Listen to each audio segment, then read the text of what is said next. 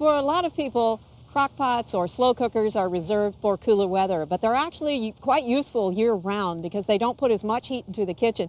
Today I'm doing a recipe called beans and greens, and I've got 6 cups of stock or broth. You can either use homemade chicken broth, you could use vegetable broth or beef broth, whichever one you have or like the best.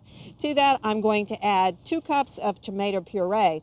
Now, if you don't have your own tomato puree, you can use tomato sauce, or you can take whole tomatoes and put them in a blender and just blend them down until they're nice and smooth. Either way works. We're going to stir these together just a little bit so we get it started. Remember that with a crock pot, you're not going to be able to stir later on, so you want to do any stirring that you need to do at this point.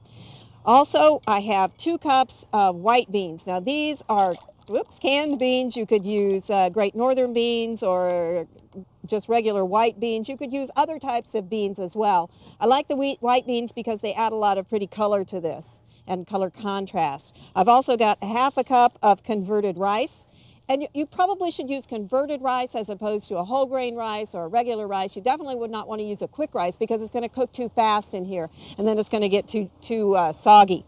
I've got 1 small onion or 1/2 of a larger onion. Remember, this is soup, so that if you don't get the proportions exactly as I'm giving them to you, you're going to be fine.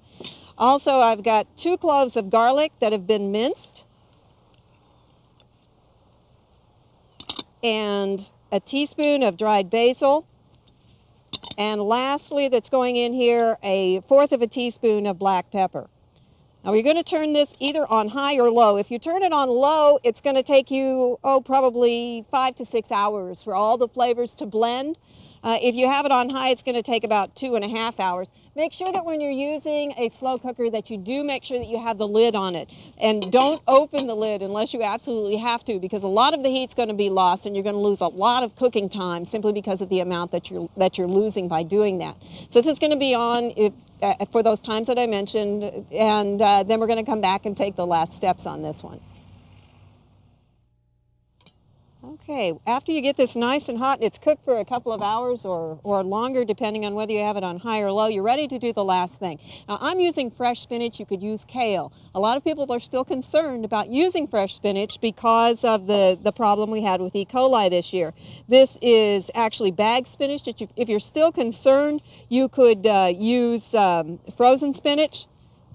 But make sure that if you're going to use frozen spinach, you're either going to have a longer cooking time because it's so cold, or the best approach would be to cook it down somewhat and thaw it out, and that way you can break it apart and stir it in. We just want to get this in here enough to just wilt it. With fresh spinach, that's all you need to do. The same with kale. You can see we've got it nice and wilted down. The cooking is basically done. You can see the rice and the beans coming up there. Now, if you had used vegetable broth, this would in fact be a vegetarian dish, but since I used chicken broth, it's not. All right, you're ready to scoop it up. This makes 6 healthy servings. It's got a lot of color. It's really pretty.